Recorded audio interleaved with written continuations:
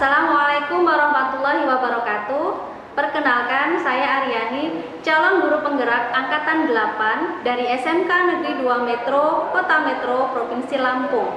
Bersama dengan saya, Ibu Heti Kusumawati. Beliau adalah guru bahasa Inggris dari SMK Negeri 2 Metro. Kami akan melaksanakan percakapan pra-observasi supervisi akademik. Adapun tujuan dari percakapan pra-observasi adalah untuk mengetahui sejauh mana perencanaan pelaksanaan pembelajaran yang dibuat oleh guru, sehingga guru dapat mempersiapkan hal-hal yang akan dilaksanakan dalam proses pelaksanaan pembelajaran. Assalamualaikum Bu Heti. Apa kabarnya? Alhamdulillah sehat. Bu Ari sehat? Alhamdulillah. Baik Ibu, hari ini kita akan melaksanakan percakapan pra-observasi ya Bu ya. Sebelumnya saya ingin bertanya nih Bu, bagaimana perasaan Ibu terkait dengan supervisi akademik? Baik, terima kasih Bu Ari. Perasaan saya ketika akan melakukan sebuah kegiatan pembelajaran, baik itu supervisi akademik atau bukan, ya ini khususnya untuk supervisi ya.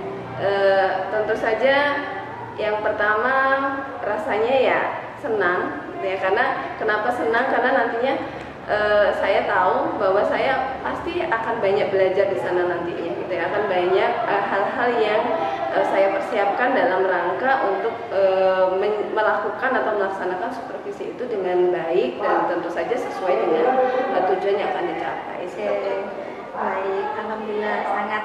Berarti bisa dikatakan Ibu antusias ya Bu ya? Insya Allah seperti itu.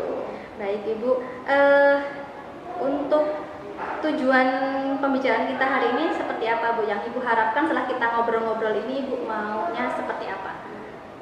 Ya, karena ini pra observasi, tentu saja saya ingin mendapatkan sesuatu yang itu bisa menambah memantapkan pada proses pelaksanaan supervisi itu sendiri. Jadi apa yang harus nantinya dilakukan, rencana-rencana dan seterusnya seperti itu.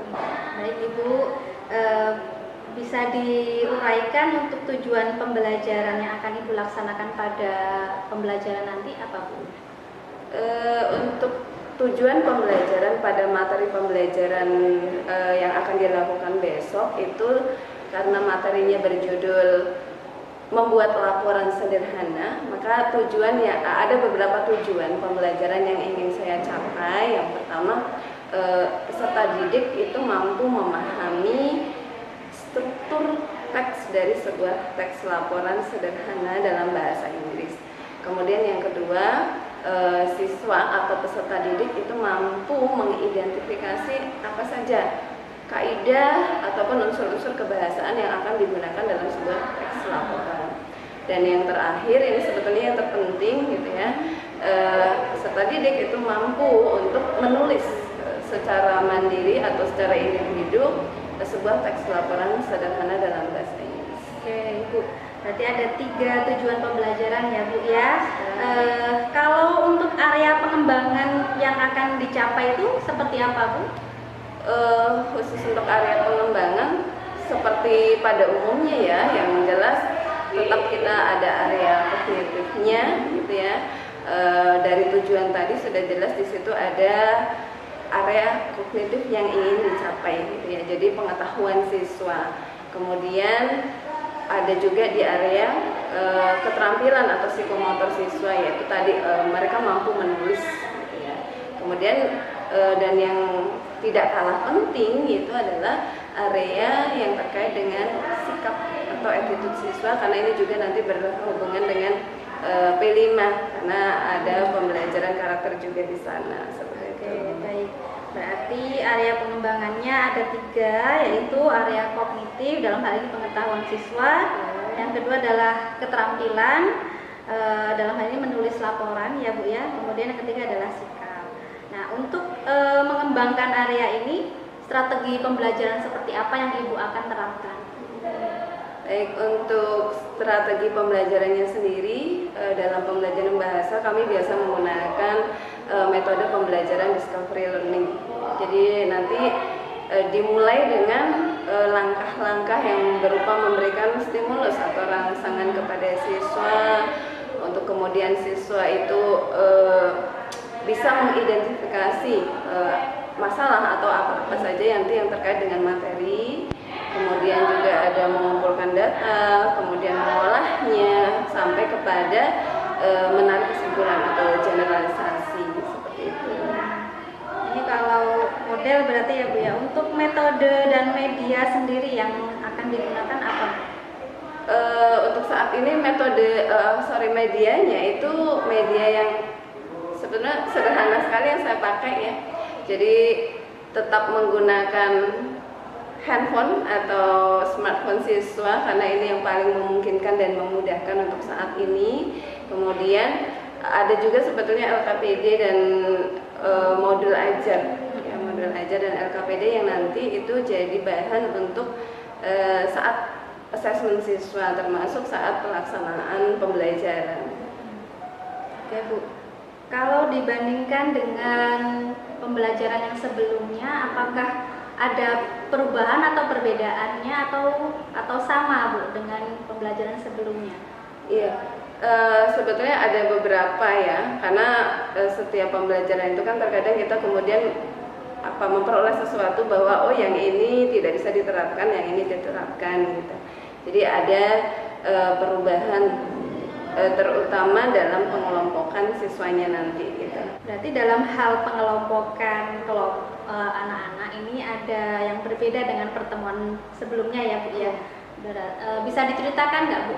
Apa yang mendasari perbedaan dari pengelompokan siswa itu sendiri? Perbedaan pengelompokan ini sebetulnya karena adanya diferensiasi, pembelajaran berdiferensiasi. Kalau selama ini kan kita pengelompokan siswa itu heterogen ya, jadi supaya maksud awal kita yang lebih atau yang mampu itu bisa membantu teman-temannya yang berpikir lambat atau bekerja ataupun menerima materi dengan kurang gitu ya. Untuk saat ini kita balik gitu ya, coba kalau pengelompokan itu secara homogen, jadi yang tinggi-tinggi, yang sedang-sedang, yang rendah-rendah, tapi tentu saja dengan perlakuan. Nanti perlakuannya khusus, kalau misalkan yang rendah berarti dia perlu banyak interaksi dengan guru dalam hal pembimbingan dan pendampingan. Nah, demikian juga untuk yang middle gitu atau medium, mungkin sedikit arahan. Kemudian untuk yang high kita mungkin bisa lepas sama sekali gitu dalam itu. Jadi mereka bisa mengeksplor dirinya sendiri bersama teman-teman diskusinya.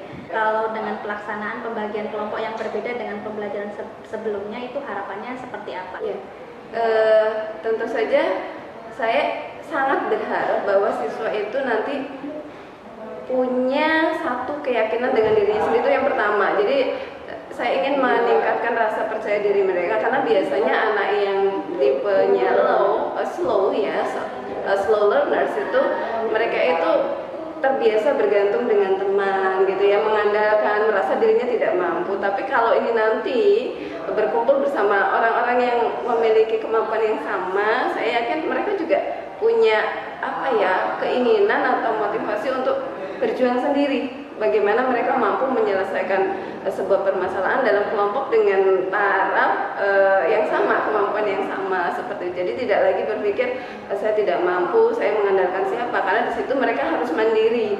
Ya, masing-masing harus mandiri tapi tetap dalam konteks kerjasama gitu. Demikian juga yang medium dan yang high gitu ya. Walaupun mereka high, biasanya kalau anak yang sangat pintar itu cenderung egois ya, kemudian punya sikap yang aku paling bisa ya. Nah, di sini tetap dibingkai dalam sebuah kelompok bahwa sebisa apapun Anda, semampu apapun Anda harus tetap bekerja dalam sebuah bingkai kelompok bersama temannya, kemudian menerima ide dan pendapat dari teman. Berarti kalau dari uraian Ibu tadi itu sudah ada gambaran tentang bagaimana anak-anak juga berpartisipasi dalam kelompok gitu ya Bu ya, maksudnya ya. Itu. Dan harapannya tadi ada apa ya, ada nilai sikap yang berubah ya, ada pola pikir Betul. yang berubah dari Iya. siswa. Oke Ibu, menarik sekali. Saya sangat penasaran ya, ingin segera menyaksikan bagaimana proses pembelajaran yang akan Ibu laksanakan. Kira-kira kapan Bu yang akan dilaksanakan Bu? Untuk pelaksanaan ini kita insya Allah di hari Jumat, Hari ya, di Jumat, hari ya. Jumat minggu ini.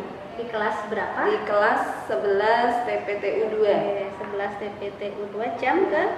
Itu jam ke-23. Jam ke-23. Oke, baik Ibu, nanti setelah ini kita akan melakukan kegiatan observasi di kelas 11 TKL 2 di jam ke-23. Oke. Baik Ibu, yang terakhir kali ini Bu, bagaimana perasaan Ibu setelah kita ngobrol-ngobrol ini? Ya, yang jelas apa ya, ada rasa bahwa saya ingin mewujudkan, tentu saja saya ingin mewujudkan harapan saya tadi gitu ya, bahwa saya ingin memberikan pembelajaran yang lebih baik dari sebelumnya. Di dalam benak saya berpikir dalam kelas itu akan memiliki dinamika yang berbeda gitu, seperti itu. Jadi sangat apa ya, perasaan saya itu penasaran juga gitu ya, ada rasa penasaran, berhasil nggak nih yang ini akan lebih baik atau seperti apa. Oke, semangat ya Bu ya. Sampai ketemu Amin, lagi insya kita di Allah. kegiatan observasi. Terima kasih Bu atas waktunya. Mohon maaf karena sudah mengganggu. Oke.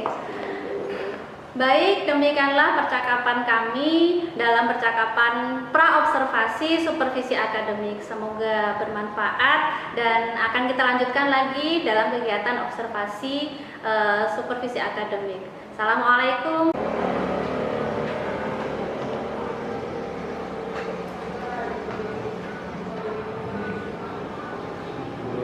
Thank you, Sarika. Ya. Assalamualaikum warahmatullahi wabarakatuh.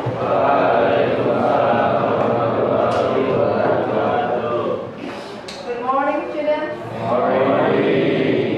How are you this morning?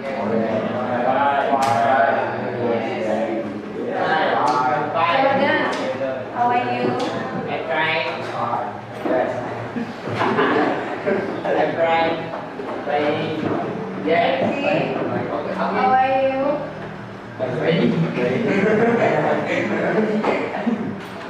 Pintar. Oke, dibuka poster digital yang saya kirim. Jadi waktu yang tepat ini. Apa? Waktu yang tepat Iya. Waktu yang tepat satu bermain HP seharian bisa mengakibatkan mata menjadi bermasalah atau mengalami vision dan syndrome. Projects.co.id. Nah, masuk ke sana. Di sana tapi kamu harus daftar dulu, login akun dulu, nanti dapat balasan. Terus Anda tinggal pilih proyek mana yang mau Anda kerjakan sebagai seorang freelancer. Termasuk gajinya di situ sudah ada.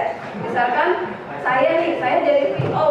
PO itu ditawarkannya di situ 250.000 sampai dengan 1 juta. Ya, ingat kemampuan ini tidak kelompok, tapi per individu. Ya, paham sampai sini? Bukan adu, karena memang harus seperti itu. Ya iyalah, rugi, dia bisa laku seperti itu. Oke.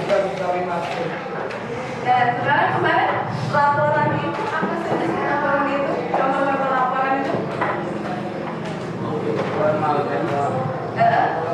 Oh, itu jenisnya ada formal dan informal. Kalau macam-macamnya, contoh-contoh laporannya yang sering ada dalam keseharian kita itu laporan apa aja? Laporan peristiwa,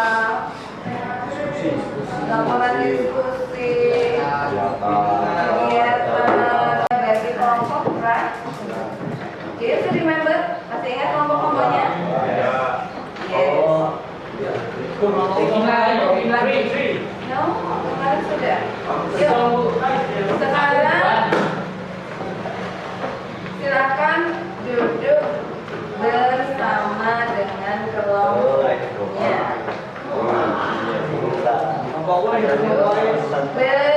Bersama kelompoknya masing-masing. Kelompok 1, 2,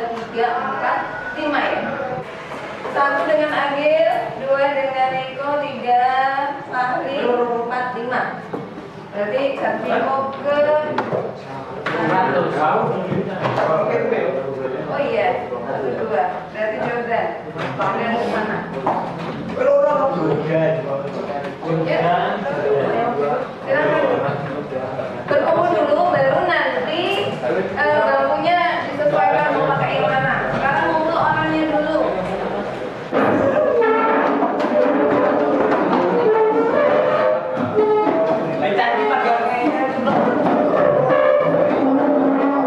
Langsung ditentukan.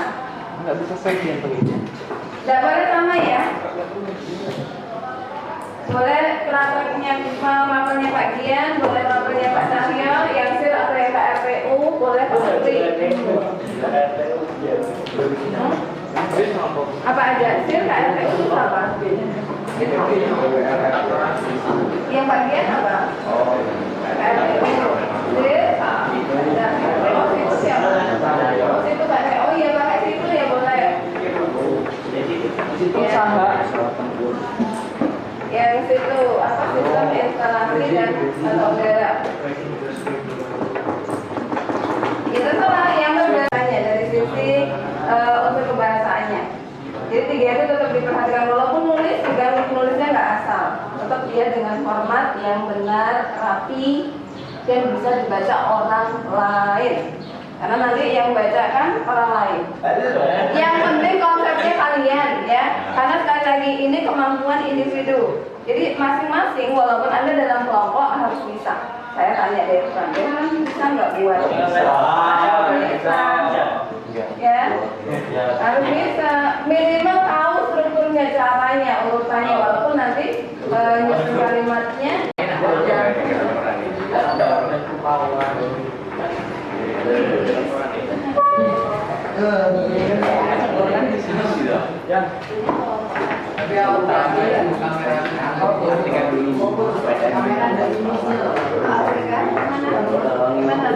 Mana yang mau ditulis bentuk berapa? Kalau bentuk itu memang sudah langsung ya. Nah, sudah ada pembukaan ya, salamnya, tujuannya ada di sana. Boleh dikonsep pakai kertas. Coba sebenarnya api. Dia yang penting sih. Yang penting konsepnya. Kemarin yang ngeprint dia yang ngasih. Apa kamu yang nulis? Coba ada tulisan.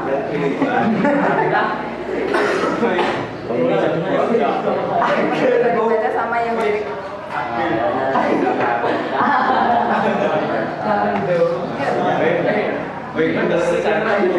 Hari ini minimal jadi sampai di pembukaan ya. Ada mau? Ya, pembukaan kan dari awal ya sampai tujuannya itu di situ harus ada manfaat dari praktek itu apa? Manfaatnya bisa Ya, tulisan kono seputar tentang Organisasi tapi kode RW. ya kan?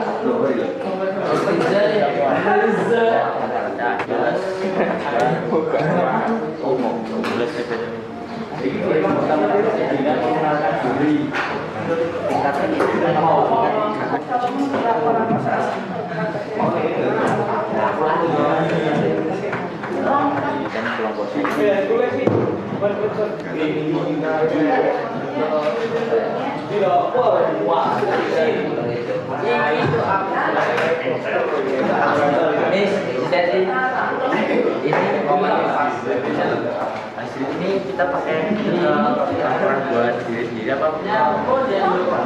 Kami dari kelompok. Nah, tulis namanya. Kami dari kelompok yang terdiri dari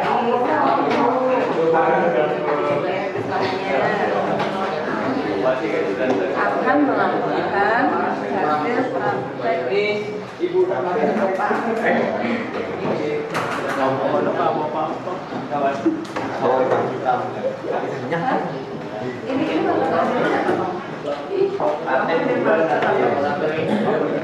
Nanti tidak tidur terus. Bapaknya siapa?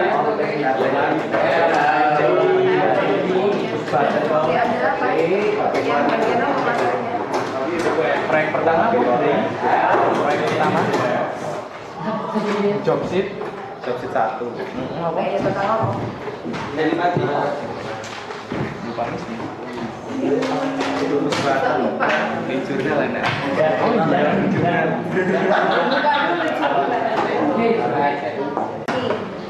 Ya, di kertas folio. Jadi tiga pilihan tagihan yang boleh Anda kumpulkan. Tergantung nanti kesepakatan kelompok. Yang pertama boleh dalam bentuk PowerPoint, tapi tetap di print out ya. Kemudian yang kedua boleh dalam bentuk Microsoft Word, tulisan biasa di Word gitu, 1 halaman.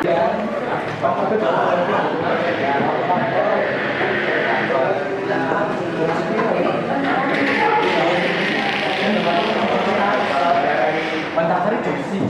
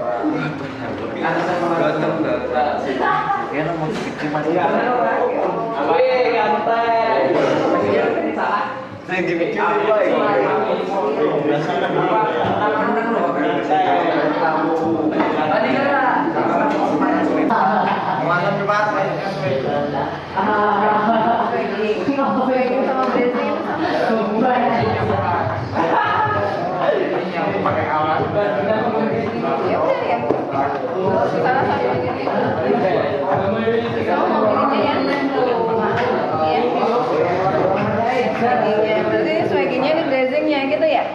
Apa glazingnya? Oke, sebentar.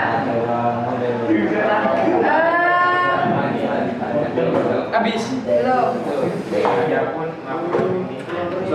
Untuk sementara sambil Anda menyelesaikan, saya mau satu kelompok membacakan dulu yang sudah diperoleh seperti apa. Tapi masih dalam konsep. Ada yang bahasa Indonesia, yang nggak pakai bahasa Indonesia. Yang penting nanti konsepnya itu sudah tersusun. Ya. Kelompok satu tadi dari Miko baru ini ya, baru awalan ya. Kelompoknya Yusuf Belum sama sekali. masih mikirin. Satria sudah selesai itu awalannya. Reza masih awalan. Ihsan sudah sampai di prosedur ya. Nanti kelompoknya Ihsan aja yang membacakan hasil seberapapun yang didapat ini. Jadi untuk sampel teman-temannya kira-kira nanti langkah selanjutnya apa? Silakan dibacakan di situ aja. Nggak usah dibacakan di situ aja, berdiri ya Mas. Jadi Mas. Berdiri Mas. Ya itu baca aja. Berdiri Mas. Mbak yang lainnya nanti boleh menanggapi. Assalamualaikum. Assalamualaikum warahmatullahi wabarakatuh. Waalaikumsalam warahmatullahi wabarakatuh. Selamat pagi hadirin yang terhormat. Pertama-tama izinkan kelompok saya mau memperkenalkan diri. Kelompok saya yang terdiri dari Iksan, Riko, Fari, Latif, dan saya sendiri. Kita adalah siswa dari jurusan TPTU SMK Negeri 2 Metro. Pada kesempatan ini izinkan kelompok saya menyampaikan laporan kegiatan praktek yang sudah saya lakukan yang berjudul Magnetic Kontraktor. Adapun laporan ini saya tunjukkan kepada guru mata pelajaran dan ketua jurusan yang sudah memberikan sebagai penanggung jawab kita terhadap pelaksana kegiatan tersebut. Hadirin yang terhormat, praktek yang sudah saya lakukan yaitu menghidupkan kontraktor dimulai pada tanggal 1 Oktober sampai tanggal 3 Oktober. Adapun langkah dan prosedur yang kita lakukan yaitu mempersiapkan alat dan bahan yang akan kelompok kita gunakan, mempersiapkan aliran listrik dan melakukan tindak lanjut kegiatan. Oke. Ya. Sudah. Saya akhiri. Wassalamualaikum warahmatullahi wabarakatuh. Oke. Ada yang mau menanggapi dari kelompoknya masing, kesulitan di pribadi masing-masing. Kesulitannya karena berkelompok. Jadi mau sendiri-sendiri? Senang saya? Hah? Tulisannya sendiri. Kesulitannya? Satria? Ada kendala Satria? Gak ada? Aman? Aman? Satria aman. Sony?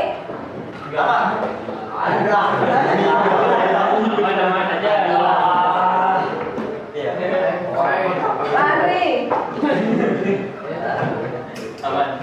Apa yang kamu dapatkan pada pembelajaran hari ini?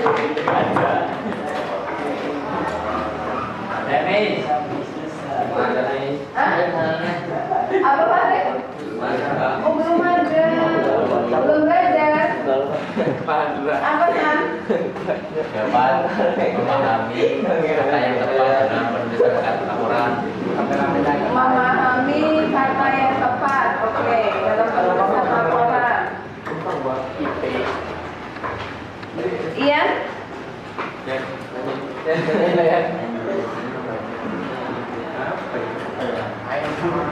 Sudah bisa? Waduh. Iya? Oke. Baik. Jadi memang kalau sudah ada contohnya lebih gampang ya. Ya, Bu. Karena ada contohnya. Contohnya ada di situ prakteknya sudah pernah dilakukan, hanya sebetulnya tinggal menuliskan kembali apa yang sudah Anda lakukan. Sebenarnya memang gampang tadi, yang diperlukan apa? Seperti yang saya bilang, pemilihan kata. Jadi tidak semua kata bisa kita masukkan, karena itu masuk dalam penilaian nanti, diksi, pemilihan kata yang tepat, walaupun masih dalam bentuk bahasa Indonesia. Dan jangan lupa penilaiannya nanti adalah penilaian individu terkait dengan sikap atau P5-nya dimasukkan di situ, penilaian karakter. Ketika berkelompok yang mau diambil satu, kerjasama atau gotong royongnya. Kelihatan nggak nih dari teman-teman di tiap kelompok? Apakah dalam kelompok dia hanya bermain-main atau mengandalkan temannya? Kemudian yang kedua, tanggung jawab.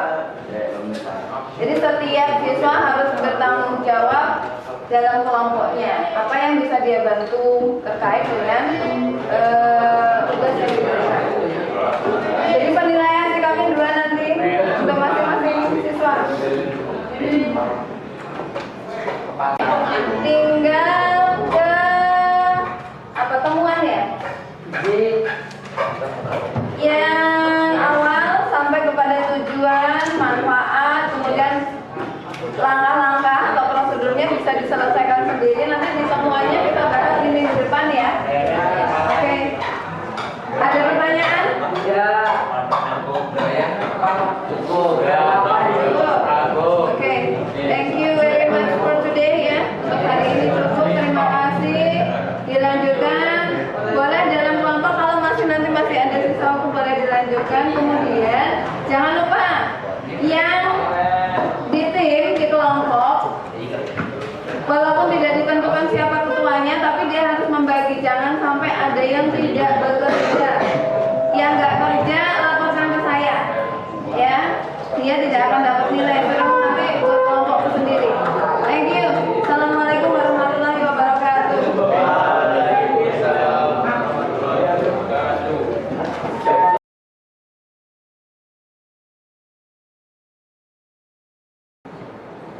Assalamualaikum warahmatullahi wabarakatuh. Tapi pun kesempatan kali ini adalah percakapan pasca observasi, suatu bagian dari rangkaian kegiatan supervisi akademik. Bersama dengan saya, yaitu Bu Evi Kusumawati selaku guru bahasa Inggris yang pada kesempatan yang lalu saya mengadakan supervisi di kelas beliau, dan ada Pak Miranto selaku pengajar praktik yang pada kesempatan kali ini beliau akan mengamati jalannya percakapan pasca observasi. Baik Ibu, kita mulai ya percakapannya. Sebelumnya saya ingin sampaikan bahwa percakapan pasca observasi ini bertujuan untuk melakukan refleksi atas apa yang sudah dilakukan dalam proses pembelajaran yang dilakukan pada kesempatan yang lalu ya Bu ya. Refleksinya ya kaitannya dengan hal-hal apa yang sudah berjalan dengan baik, hal-hal apa yang perlu ditingkatkan, dan hal apa yang akan dikembangkan atau ditingkatkan pada kesempatan berikutnya. Oke. Yang pertama Ibu, saya ingin tanyakan bagaimana perasaan Ibu setelah melakukan supervisi akademik? Ya, terima kasih Bu Ari. Mohon maaf ya, suaranya agak sedikit kurang fit. Kalau perasaan pasca supervisi kemarin, apa ya? Yang jelas lega. Lega itu sudah pasti, karena apa yang kemarin dipersiapkan, apa yang kemarin diharapkan sudah terlaksana. Walaupun ya terlepas dari berbagai kekurangan pada saat pelaksanaan seperti itu. Dalam obrolan kita kali ini Ibu, tujuan apa yang akan Ibu capai? Tujuan dari pembicaraan ini, saya ingin ada sebuah refleksi atau masukan-masukan terkait dengan apa yang harus dilakukan ke depannya, berkaca dari hal-hal yang kemarin sudah dilakukan terkait dengan pembelajaran, kemudian persiapan dan seterusnya. Jadi ingin mendapatkan ya feedback lah ya, ada feedback. Sebetulnya inginnya ada feedback gitu ya. Jadi ada hal-hal yang bisa menjadikan sesuatu yang nanti itu jadi progres bagi saya pribadi dalam hal pembelajaran ke depannya. Mudah-mudahan bisa kita ya Bu ya. Amin. Baik Bu, bisa diceritakan kembali apa yang sudah Ibu lakukan dalam kegiatan pembelajaran? Baik, di kegiatan pembelajaran yang lalu saya sudah melakukan beberapa tahapan sesuai dengan sintaks yang memang saya gunakan dalam pembelajaran materi membuat laporan sederhana atau menulis laporan sederhana. Dimulai dari pendahuluan. Di situ saya mencoba untuk memberikan stimulus atau rangsangan ya bagi siswa terkait dengan materi yang akan dipelajari. Kemudian juga masuk kepada masalah, identifikasi masalah, sampai kepada pengumpulan data. Karena kemarin kita kan langsung sudah ada di collecting data ya, sebenarnya sudah ada di data collecting. Jadi kemudian ke verifikasi ya, pembuktian dari hal-hal yang sudah dilakukan sebelumnya, sampai kepada yang terakhir adalah kesimpulan atau generalisasi dari sintaks yang saya lakukan pada materi tersebut. Oke. Berarti pembelajaran sudah berjalan sesuai dengan sintaks model Discovery learning ya Bu ya. Nah, dari tahapan-tahapan yang sudah Ibu laksanakan, hal baik apa yang sudah konsisten dilaksanakan dari pembelajaran? Yang jelas untuk yang rutin ya, yang rutin dan konsisten itu pembelajaran yang terkait dengan bagaimana membuat siswa itu menjadi mandiri. Artinya pembelajaran ataupun strategi yang saya lakukan itu lebih mengarah ke sana gitu ya, bagaimana siswa itu memiliki kemandirian, walaupun ya sampai saat ini terus terang saya belum melihat itu sempurna gitu ya, tapi setidaknya sudah mengarah ke sana gitu ya. Kemudian yang kedua gotong royong ini terkait dengan P5-nya gitu ya. Selain dari kemampuan kognitif dan keterampilannya, tentu saja itu ada unsur tadi kemandirian dan juga gotong royongnya, kerjasama, bagaimana dia bekerja dalam kelompok, kemudian menghargai teman dan seterusnya seperti itu. Jadi memang dalam pembelajaran saya lebih kepada bagaimana membentuk ke arah sikap gitu ya, yang utama, karena saya berpikir bahwa kognitif dan keterampilan itu akan lebih mudah untuk dimasukkan ketika sikapnya itu sudah bagus gitu, sudah terbentuk dengan baik seperti itu. Indikatornya apa tuh untuk 3 poin yang mandiri, gotong royong dan kerjasama itu seperti apa? Baik. Kalau yang kerjasama dan gotong royong satu ya Bu ya, gotong royong di dalamnya ada itu. Jadi nampak dari kesadaran siswa itu sendiri bahwa aku siapa nih di kelompok gitu ya, aku sebagai apa, aku sebagai siapa gitu ya, terus apa yang harus saya lakukan. Di situ sudah nampak di beberapa siswa, mereka sudah tahu nih posisi dirinya masing-masing, bahwa saya harus melakukan ini, saya harus begini gitu ya, tugas saya sebagai ini, seperti itu. Jadi ketika itu sudah mulai nampak, ya saya anggap itu sudah berhasil. Walaupun kalau seperti itu kan kita hanya memberikan checklist ya, si A sudah muncul nih sifat seperti itu. Kemudian dari kemandirian juga sama gitu ya. Kalau dari kemandirian, bagaimana siswa itu mau melakukan tugasnya tanpa dia mengganggu temannya. Jadi dia sudah mengerjakan, ketika diberikan tugas A, ya sudah dia mencoba mengerjakan apa yang dia bisa gitu ya. Ketika yang jelas dia berusaha untuk mengerjakannya dulu, kemudian nanti masuk dalam kelompok diskusi gitu. Jadi yang penting dia sudah mau, karena ada siswa-siswa yang sama sekali nggak care gitu ya, diberi tugas apapun dia ya masa bodoh gitu. Itu ada, terlebih dengan kondisi kelas yang kemarin saya ampuh ya, karena memang intrik siswa dan seterusnya. Tapi kembali lagi ke saya sebetulnya kan sebagai seorang pendiri, bahwa saya ya yang harus mencari cara gitu, bagaimana membuat kelas itu menjadi hidup dan tujuannya tercapai. Oke, baik Bu.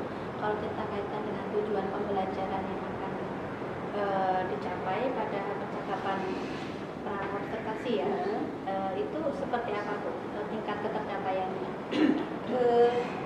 Untuk tingkat ketercapaian sendiri, saya kemarin itu sudah melihat bahwa lebih dari 60% ya. Di pertemuan kemarin itu saya merasa bahwa ini sudah 60% nih dari pertama tujuan yang ingin saya capai kan waktu itu, bahwa siswa itu memahami ya, peserta didik memahami unsur-unsur pembahasan apa saja dalam sebuah teks laporan sederhana. Kemudian generic structure-nya juga demikian, mereka memahami itu. Kemudian yang terakhir, bagaimana mereka menuliskannya, apa yang mereka sudah pahami dari struktur dan kaidah kebahasaan, kemudian mereka tuangkan ke dalam bentuk tulisan, dan mereka sudah sampai pada tahap itu di kelompok itu ya.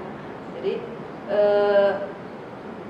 karena kemarin itu kan saya membentuk kelompoknya berdasarkan kemampuan siswa ya, artinya ada yang low, ada yang medium, kemudian ada yang fast learner gitu. Jadi bahkan di yang rendah atau yang di slow learners sendiri itu mereka sudah mulai, walaupun memang tidak secepat teman-temannya yang ada di kelompok fast learner ataupun medium gitu. Mereka sudah mulai, walaupun tetap banyak pendampingan, banyak bertanya gitu. Kemudian hasilnya ya tetap jauh lah ya, berbeda dari teman-temannya yang di kelompok fast dan medium seperti itu. Oke, baik Ibu. Tadi kan hal yang sudah berjalan dengan baik ya Bu ya. Kalau untuk kendala atau permasalahan yang terjadi dalam pembelajaran itu seperti apa Bu? Kendala utama saya itu di pengkondisian kelas. Di pengkondisian kelas terutama ketika berada di tengah-tengah menjelang akhir. Kalau di awal saya masih bisa mengondisikan siswa atau peserta didik itu untuk bersemangat, konsentrasi gitu ya.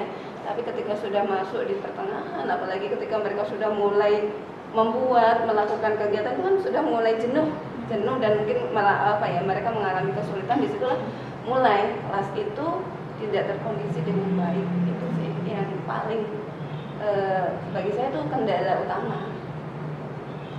Lalu langkah untuk mengantisipasinya yang Ibu lakukan itu bagaimana Bu? Kalau yang kedepannya ya saya melihat kemarin ya akhirnya memang ternyata saya harus banyak melakukan hal-hal yang membangkitkan semangat mereka di tengah, mungkin memberikan ice breaking ya untuk di tengah, atau games apa yang membuat mereka hidup kembali hidup kembali, kemudian bersemangat lagi, fokus lagi gitu ya,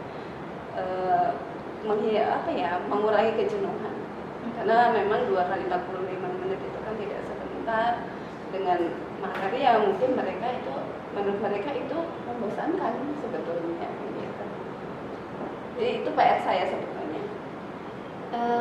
Ini kan berarti ini kan teknik pembelajaran ya Bu ya. Kalau dikaitkan dengan media, kemudian metode, apakah ada yang akan Ibu lakukan dalam mengantisipasi perilaku anak atau murid yang kaitan dengan pengkondisian kelas tadi? Baik, terkait dengan media, mungkin ya karena sekarang kan media yang saya gunakan lebih banyak handphone ya, jadi uncontrolled juga mungkin ya di saya. Jadi saya menganggap bahwa siswa itu semua sudah menggunakan handphone itu sesuai dengan arahan saya, tapi kan kita tidak tahu apa yang mereka lakukan satu persatunya. Kemudian memang sebetulnya saya juga ingin siswa itu fokus, mungkin dengan sesekali tetap perlu slide ya, sehingga pembelajaran itu fokus ke kita, tidak mereka masing-masing di depan handphone gitu, walaupun itu memudahkan sebetulnya, tapi ternyata juga dalam pengkondisian agak memecah konsentrasi juga, itu agak kesulitan. Jadi mungkin kedepannya mungkin sesekali tetap perlu media yang semacam itu, mungkin harus bawa LCD hanya untuk meng-attract mereka supaya fokusnya juga kita. Jadi tidak sibuk sendiri dengan handphone itu loh. Ya, seperti itu. Jadi kaitan dengan pengkondisian kelas ada kendala, kemudian Ibu juga sudah menyampaikan langkah-langkah untuk menyelesaikannya. Dari langkah-langkah ini mana nih yang lebih berpeluang besar dalam mengkondisikan kelas? Dari langkah-langkah yang saya rencanakan tadi ya, yang saya inginkan untuk kedepannya, mungkin yang paling berpeluang ya dalam waktu dekat ini dan paling memungkinkan itu yang dengan memberikan mereka ice breaking ya.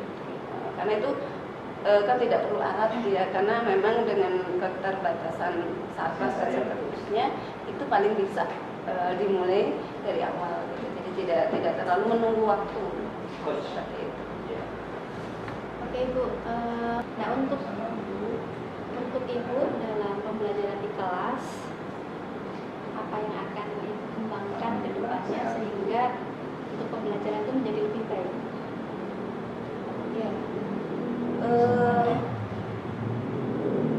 hal yang ingin saya kembangkan sebetulnya terkait dengan strategi pembelajaran itu memang mungkin satu saat saya ingin memberikan siswa itu pembelajaran berbasis proyek misal. Karena selama ini ketika kami belajar bahasa maka pendekatan model-model yang kami lakukan ya tidak jauh-jauh dari discovery dan inquiry itulah gitu ya. Jarang sekali kami bahkan mungkin tidak pernah melakukan pembelajaran yang berbasis proyek. Nah, kedepannya mungkin di materi-materi tertentu kami ingin, terutama saya itu pribadi pengen siswa itu punya sebuah proyek. Misalkan nanti ketika ketemu dengan materi drama, lagu dan seterusnya, itu jadi lebih ke strateginya sih, supaya anak-anak juga tidak bosan.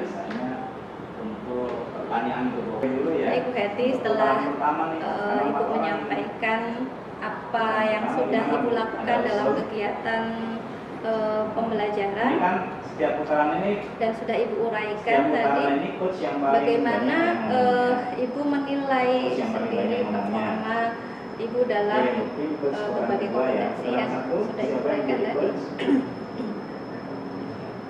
Saya kutakan satu coach ya. Penilaiannya berapa nih angka? Kalau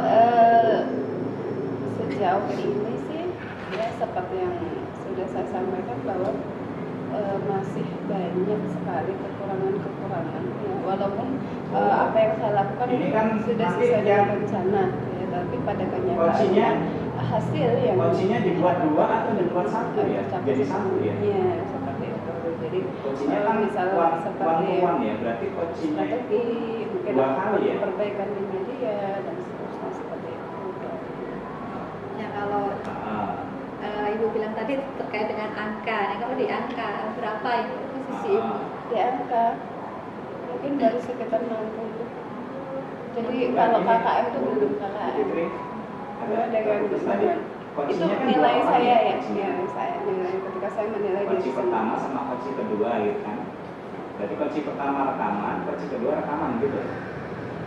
Terus suaranya kok sedikit Ibu editingan. Oke. Baik Ibu, akan saya lanjutkan dengan saya akan menyampaikan hasil observasi saya pada saat supervisi akademik kemarin ya Bu ya. Oke, ada 3 aspek yang saya amati. Yang pertama adalah aspek mengembangkan lingkungan kelas yang memfasilitasi murid belajar dengan nyaman ya. Ibu sudah melakukan pengaturan tempat duduk, kemudian itu juga sudah menggunakan komunikasi yang positif, interaktif, empatik, dan emosi yang positif. Kemudian Ibu juga sudah menerapkan disiplin, dan yang berikutnya adalah Ibu juga sudah memberikan motivasi. Aspek yang kedua, dalam hal Ibu memandu proses belajar mengajar yang efektif ya. Dalam hal ini Ibu sudah menyampaikan tujuan pembelajaran, menggunakan materi dengan materi pembelajaran sebelumnya, kemudian mengkaitkan kehidupan sehari-hari, dan juga menyampaikan rangkaian aktivitas yang akan dilalui anak pada saat pembelajaran ya. Yang selanjutnya Ibu juga sudah melakukan pembukaan yang hangat dan memberikan motivasi kepada anak-anak dan melakukan pendampingan secara bertahap ya, sesuai dengan kebutuhan belajar. Berikutnya Ibu juga sudah melakukan proses pembelajaran sesuai dengan sintak pembelajaran discovery learning, di mana Ibu dalam hal ini ketika anak menyampaikan presentasi, kemudian ada juga tanggapan dari siswa. Dan yang terakhir dalam kegiatan aspek ini yaitu Ibu sudah melakukan kegiatan penutup dengan meminta anak-anak melakukan refleksi terkait dengan apa yang sudah dipelajari, kemudian apa yang menjadi kendala atau kesulitan dari anak-anak ketika belajar. Dan aspek yang ketiga yaitu melakukan asesmen dan umpan balik. Ibu sudah melakukan asesmen selama proses pembelajaran terhadap aktivitas Ya, kalau belajar ini murid. mudah-mudahan nggak apa-apa, Kemudian kalau Ibu juga di- menyampaikan ya. assessment of learning yang akan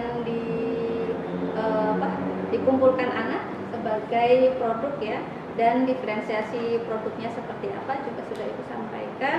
Kemudian Ibu juga sudah memberikan umpan balik yang konstruktif dengan memberikan penjelasan juga saran-saran kepada anak. Nah, apa yang saya sampaikan ini berdasarkan hasil observasi, kalau menurut Ibu sudah sesuai atau ada yang tidak sesuai?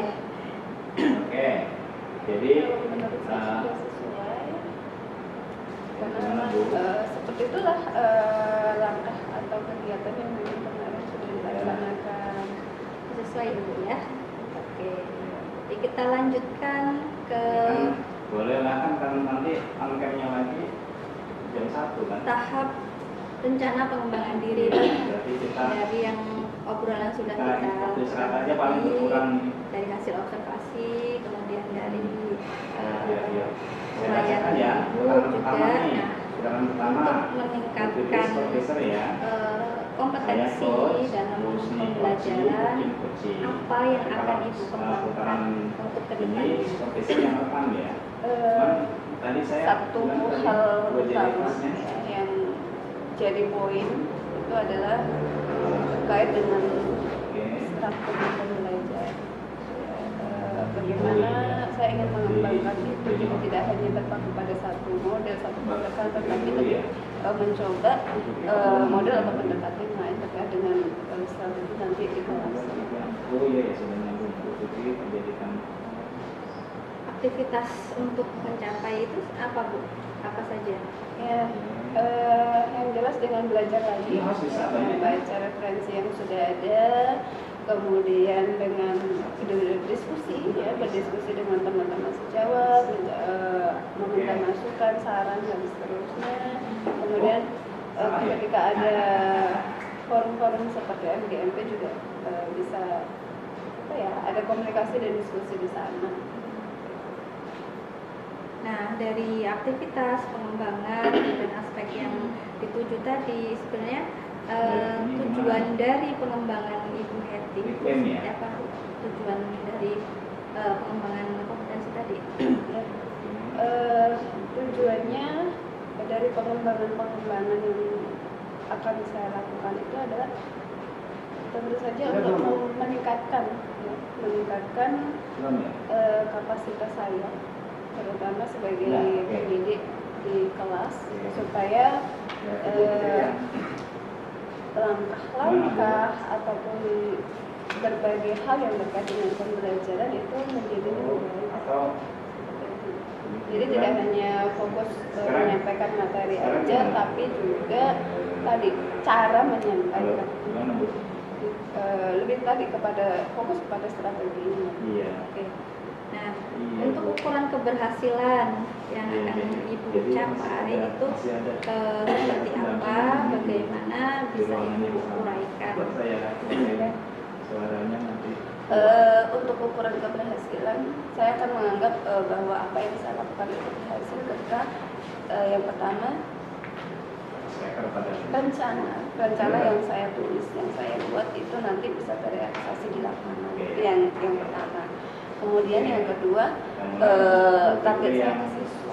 Jadi ketika siswa itu memenuhi apa yang saya maksud atau tujuan pembelajaran saya tercapai, misalkan saya ingin siswa itu mendapatkan nilai KKM untuk kompetensi A, maka ketika lebih dari 60 siswa itu mendapatkan KKM, maka saya anggap itu berhasil. Jadi saya tidak akan mengukur bahwa keberhasilan itu harus 100% tidak. Jadi ketika sudah lebih dari 60% itu yang KKM, maka saya anggap itu sebagai ukuran keberhasilan saya.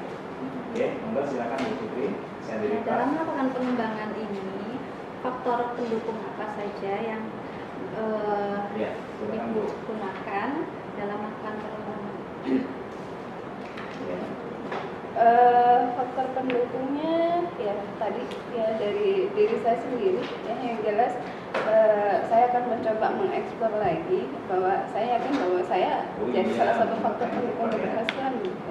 Karena saya adalah pelakunya, maka faktor utamanya adalah saya, kemudian tentu saja objeknya siswa saya gitu ya. Sebenarnya mereka itu juga luar biasa, jadi faktor pendukung yang luar biasa.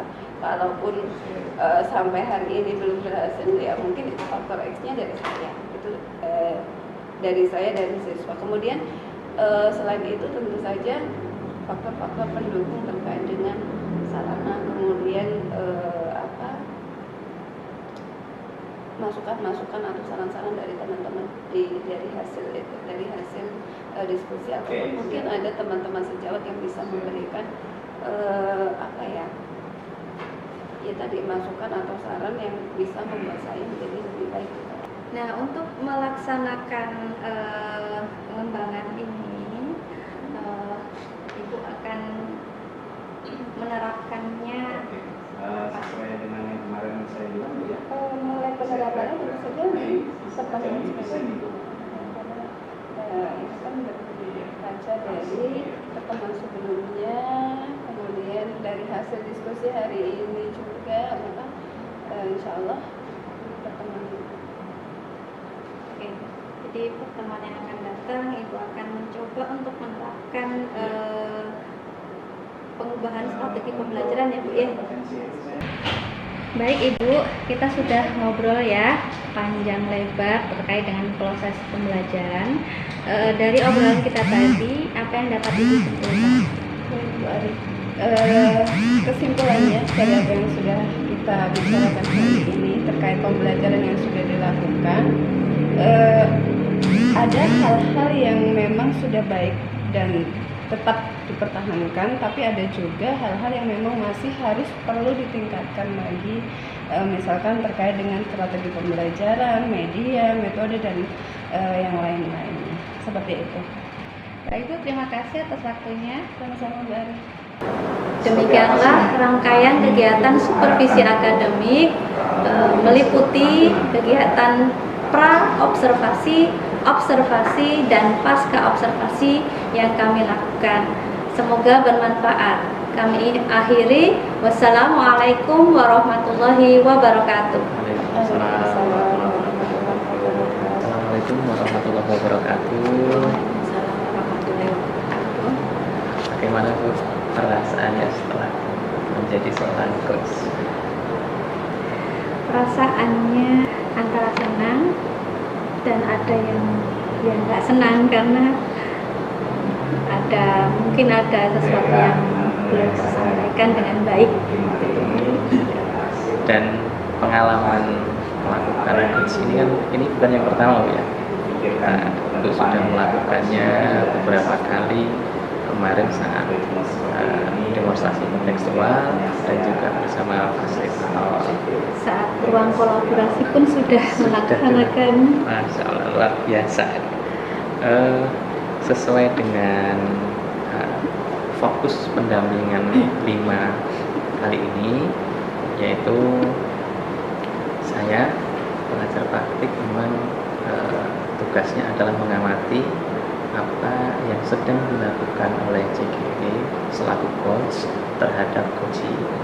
Di antaranya adalah yang saya amati tadi itu sudah melakukan 3 prinsip sebagai seorang coach. Di antaranya sudah menjalin kemitraan yang baik, dialog yang digunakan juga cukup kreatif, dan kemudian pertanyaan-pertanyaan itu sudah mampu menggali potensi yang ada pada kunci itu, sehingga kunci ini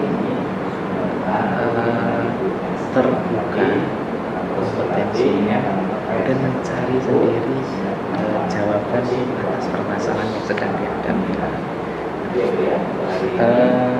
Namun begitu, di dalam catatan saya masih ada hal yang bisa Ibu gali lebih dalam lagi, terutama memang pada kegiatan coach kali ini fokus kita adalah pada budaya positif, kemudian penerapan pembelajaran berdiferensiasi dan juga pembelajaran sosial emosional. Jadi sebenarnya masih ada ruang yang cukup banyak untuk Ibu eksplor lagi terkait dengan pembelajaran berdiferensiasi, kemudian pembelajaran sosial emosional, meskipun secara tersurat itu tidak ada, tetapi saya yakin secara tersurat pasti ada. Kemudian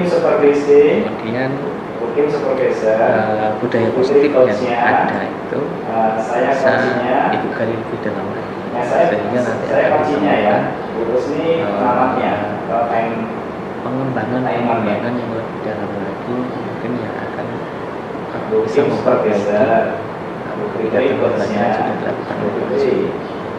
Mungkin itu saja Bu, catatan-catatan dari saya. Mudah-mudahan ini bisa memberikan perbaikan. Terima kasih Pak atas umpan baliknya. Mudah-mudahan ke depan akan menjadi lebih baik dan lebih terampil lagi dalam melaksanakan coaching baik untuk murid maupun terhadap